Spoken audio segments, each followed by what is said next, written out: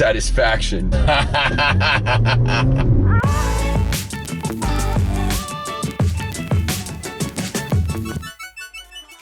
The Mercedes-Benz CLA45 AMG is a true pocket rocket.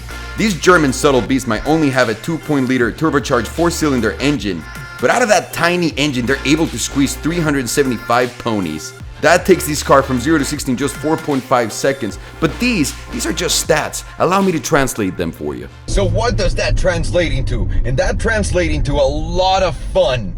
I love this thing, and I've never been able to have one because it makes no sense whatsoever in my garage. I thought a little bit outside of the box. This is a car that would normally sell for $64,000 average. So that's right there with the GT350 and the GT350R without those guys having an additional MSRP.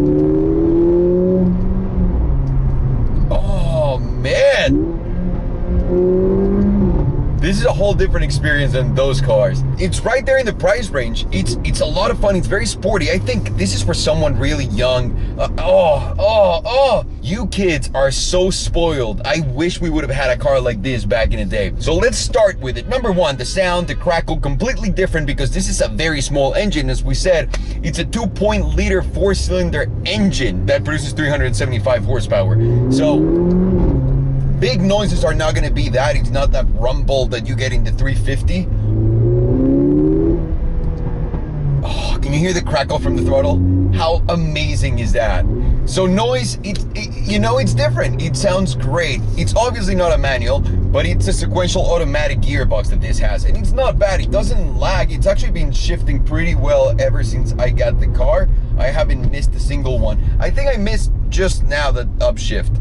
And it's by literally nothing. So track weapon, maybe not ideal, but Jesus, for the regular street driving, seats are very, very comfortable. And they're so cool right here. The only thing I wish that these didn't come out all the way. I have a big back. Honestly, I have like somewhat of a wide back up here and it's a little tight, but you know what? If you're throwing the car around, it'll hug you. That's just another positive. Technology-wise, the car inside, yeah, it does have a massive iPad here that sticks out and a lot of people complain about that design. Where else are you gonna fit it? Are you gonna put it here with the controls and make everything touchscreen? I don't think they are ready for that. And kudos to Mercedes for sticking to this. It works really, really damn well like everything else. Mercedes-Benz navigation is my personal favorite, so I'm not gonna bullshit you guys with that. This is my favorite style interface for navigation systems. The suspension, it's so nice to drive it on the street, like right now. It feels hard, but it's not that hard.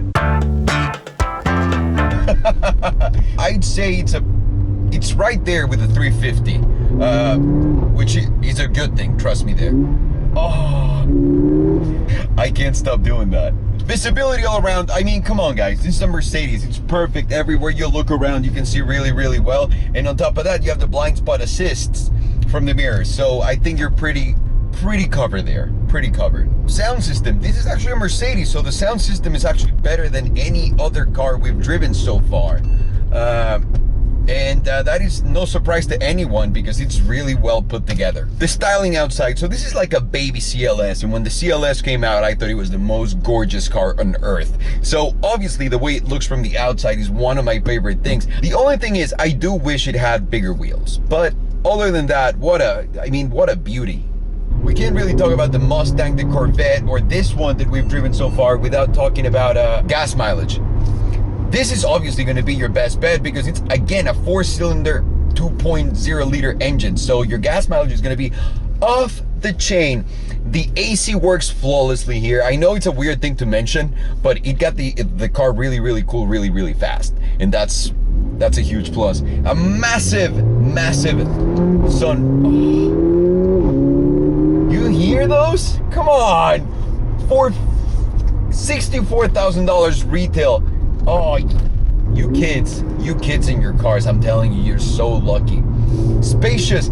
As far as accessibility and everything goes, conveniency, you got a lot of storage space. Everything is on the small side of things because the car is pretty small too. But as you can tell, there's enough space. I'm 5'11". I fit pretty well, and you can bring the seat down. So if you bring the seat down, you're gonna have even more space. So space is not an issue here, accessibility wise. And as far as storage, again, you have a glove box, you have storage here, you have cup holders, you have storage on the sides, you have storage on those on the side of the back, and also the trunk. So another great plus for this car. The interior now, obviously you can't compare the Mustang or the Corvette to this. This is a Mercedes. The materials just feel way richer. The leather is so much more delicious.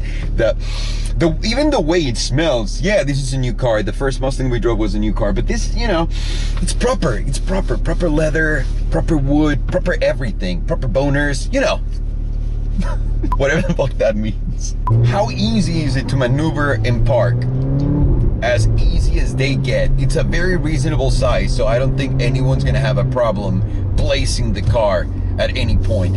It's very simple to know where you are. The steering feels obviously a little synthetic, because we all know. Not my favorite, not the worst. I honestly like the Mustang better. The Corvette, not even close. Even you guys told us about the modes and everything. We did drive him on the other modes, and it was just not my thing. Not my thing. This feels in between the Mustang and the 350R. The steering wheel, though, it's awesome. So again, what does Mercedes do that's so right with these cars? This is a small car that does what the American car does with half the engine.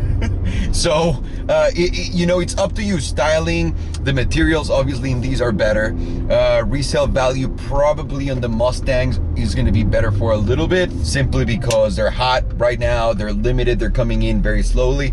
And for the Mercedes, I think if you buy a used one of these, you're going to be golden. Golden with a small amount of miles.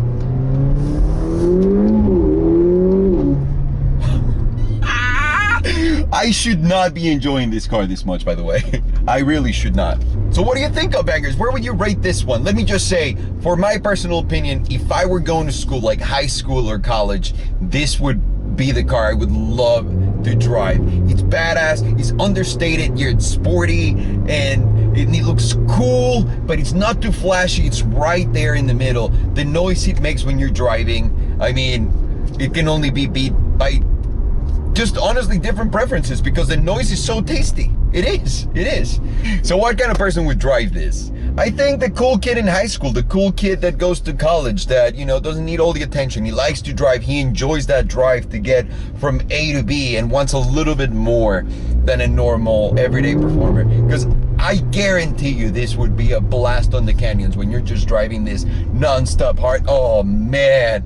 I think I would give it 4 absolutely, simply because the engine is a little small. It really is. A little small. You can feel it every now and then when you don't have it in Sport Plus. But other than that, what a hell of a job by AMG and Mercedes. I mean, come on. Absolutely, yeah. Respect where it's due. Thank you so very much for watching, Cupbangers. Please let me know what you think of this car in the comments down below. I'm really interested to hear your opinions, your thoughts. Why would you take this over a Mustang, or why wouldn't you? Or over a Corvette?